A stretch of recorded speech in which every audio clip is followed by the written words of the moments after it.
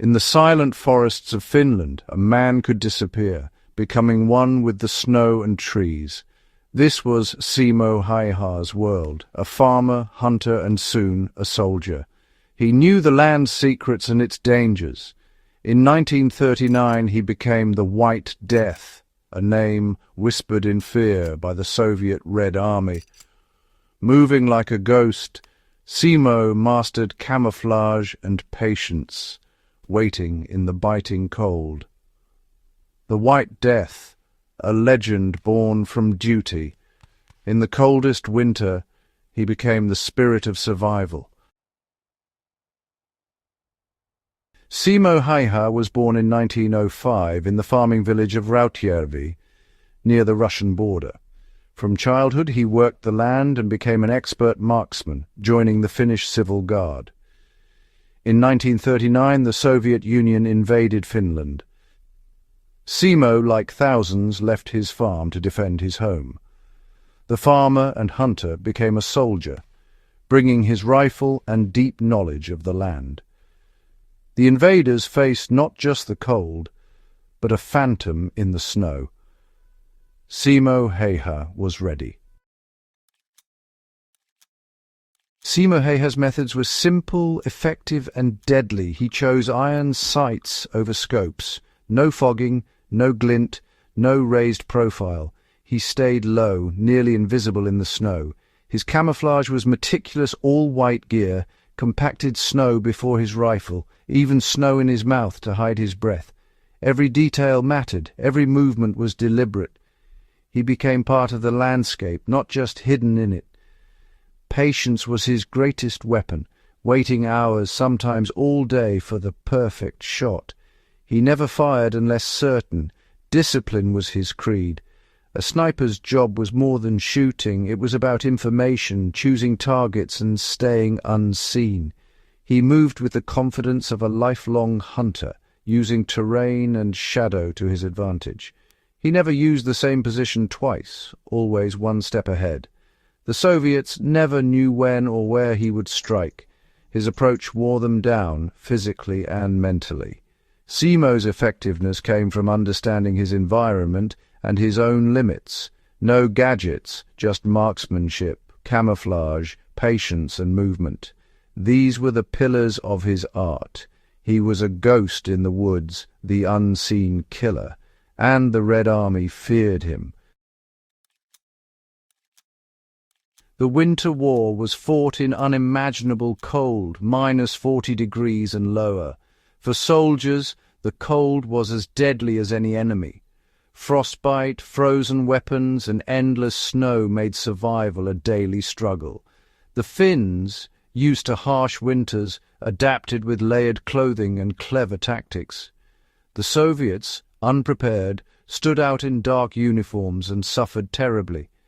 The landscape itself became a weapon: deep snow, dense forests, freezing nights.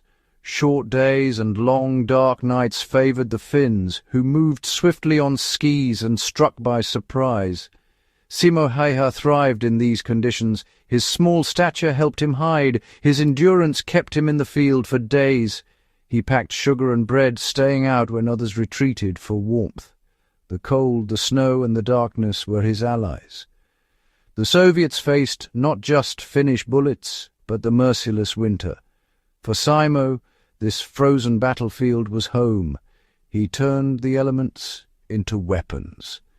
In the harshest conditions, he became the most feared sniper of the war.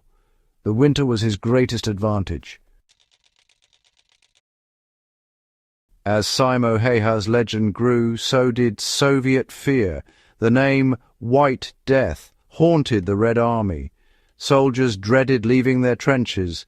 Officers hesitated to lead.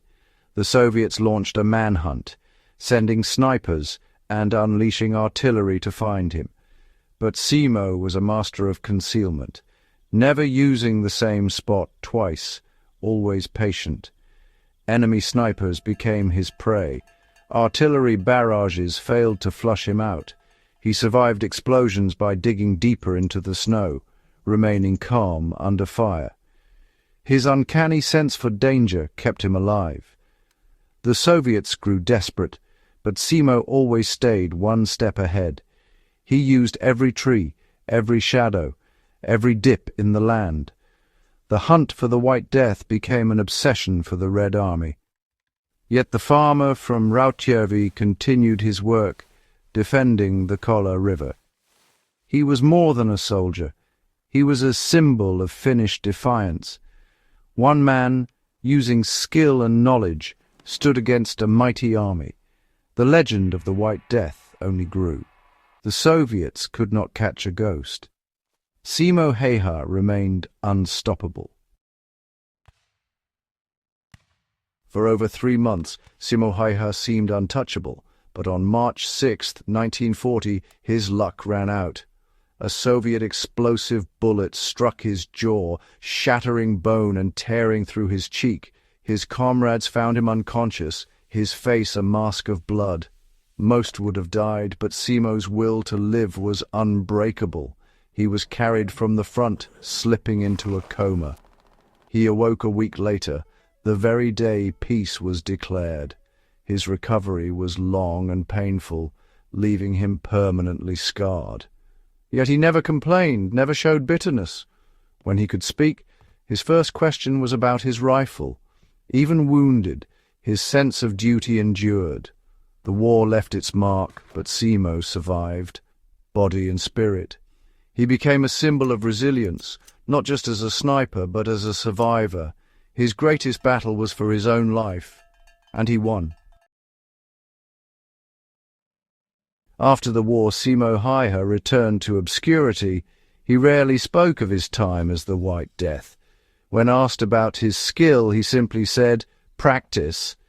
He never boasted about his record. He saw himself as a man who did his duty. Awarded the Cross of Kola and promoted to second lieutenant, he remained humble. He settled on a small farm, hunting and breeding dogs, finding peace in the land he loved. Simo believed in doing every job to the best of his ability. No ego, just commitment. He didn't hate his enemies. He saw them as men following orders. "I did what I was told to do as well as I could," he once said. His quiet competence was his strength. He lived a long life, passing away at 96. Simo Häyhä's greatness was in his humility and discipline. He was the quiet man who did his part, then returned to the silence of the forest. His legacy is one of duty, not glory. Simo Häyhä's legacy is more than numbers or fear. It's a story of spirit, skill and survival against impossible odds. He proved that fundamental skills and willpower can overcome even the most advanced technology. His methods are still studied by snipers and survivalists worldwide. He became one with his environment, using the elements as allies. His story inspires anyone who values patience, observation, and simplicity. Above all, his character stands out, humble, dedicated, and quietly strong. He fought for love of home, not hatred of the enemy. That distinction made him a true soldier, not just a killer. The White Death was forged in ice and snow, but his legacy endures in the silent forests of Finland. He was a farmer who became a phantom, a legend who sought only peace. His story is a lesson in survival, discipline, and the quiet strength of ordinary people. Simo Häyhä's legacy is written not in monuments, but in the snow.